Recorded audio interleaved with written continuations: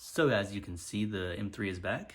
It's been in the shop for 9 months, and they tried to charge me $3,000 to essentially give me back the car in the same condition as I left it with them in.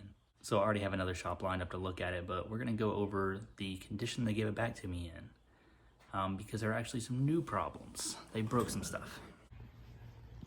First thing I noticed is I've had this car for 10 years. This emblem looked like new when they got it.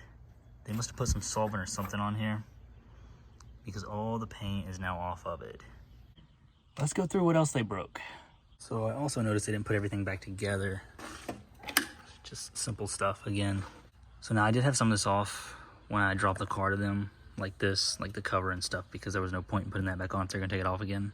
And I didn't really expect them to put it back on. Wow.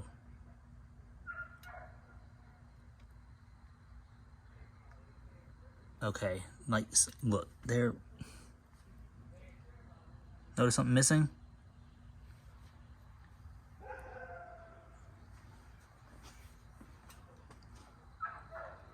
What else did they miss?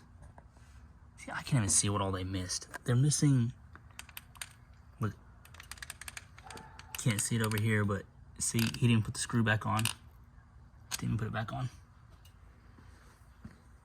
Didn't put this back in. It's kind of fucking important. They actually charged me for a couple coils they replaced with inferior coils.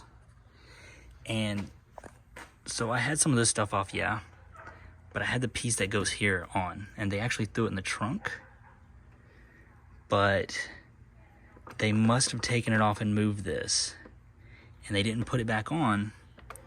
Now you can see it's been rubbing up against the fan every time they would take it out to test drive it, and now we have a hole in that, so that's got to be replaced. Like, here's some just simple stuff. It's just the quality of work. Like, if this goes on the other side, they were just too lazy to put it. In fact, look, it's not even, they didn't even put it back on correctly. Like, what is this warp? So the car isn't a perfect condition car, but do you, like, look at this warp. I don't even know how they managed to do that. So the car was dropped off for one reason and one reason only. Find out why it's misfiring.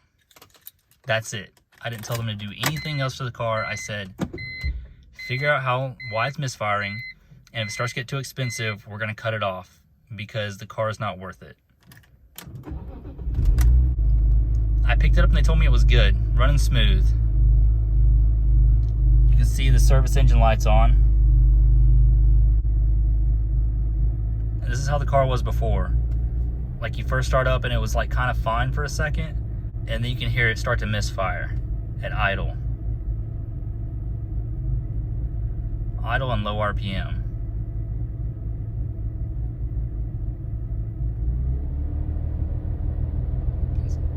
You can hear it more now.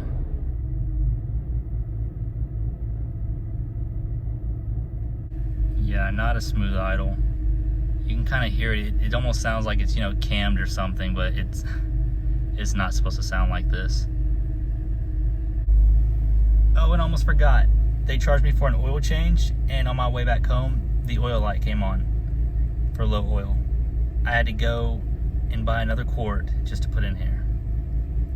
And I just got through taking it for a test drive. It has no power when you put down your foot. Like, as soon as you mash it to the floor, it doesn't do anything. It doesn't almost accelerate at all. There's clearly something still messed up. Again, they tried to charge $3,000 for this. I told them no. I paid $1,500, and now I'm about to do a chargeback, because the more I look at the car, the more I realize it's almost worse than when I dropped it off. But luckily, I have another person who's well-respected in the community, so I'm going to give them a shot at it, see how much it's going to cost.